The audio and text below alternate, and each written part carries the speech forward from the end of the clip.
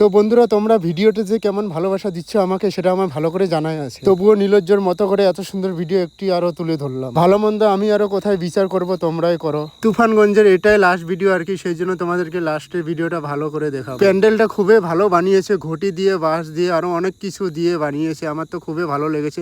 তোমাদের ভালো লেগে থাকলে তোমরা কমেন্ট করে অবশ্যই জানাবে। তো যাই হোক বন্ধুরা, তোমরা ভিডিওটা ভালো করে দেখো আর কমেন্ট করো। যদি এই ভিডিওটি সাপোর্ট না পাই, তাহলে আমি উল্টা পাল্টা কিন্তু ভিডিও করবো। এখন কিন্তু তোমরা বলতে পারবে না স্বপন এগুলো কি কি ভিডিও বানিয়ে বেরাচ্ছে। এই যে এটা দেখতে পাচ্ছ, এটা বাঁশের, এটাকে টেমাই বলে, এগুলো দিয়ে মাছ ধরে। কোনো ভাবতে পারিনি তুফানগঞ্জে এত সুন্দর একটি প্যান্ডেল দেখতে পারবো। এসব জিনিস তোমরা দেখতে পেলে সব জিনিসে ঘরের কাজে লাগে। এখানে একটা আবার ঢেকিও আছে, ঢেকি দিয়ে কি কি কাজে লাগে তোমরা জানোই ভালো করে। এটা দিয়ে ধান ভাঙানো যায়, চাল ভাঙানো যায়, আরো অনেক কিছু করা যায়। এটা আগে চলতো খুব, এখন আর চলে না। এখানে একটা ইউটিউবার এসেছিল, ইউটিউবারের সাথে ফটো তুলতে পারলাম না, এত ভিড়।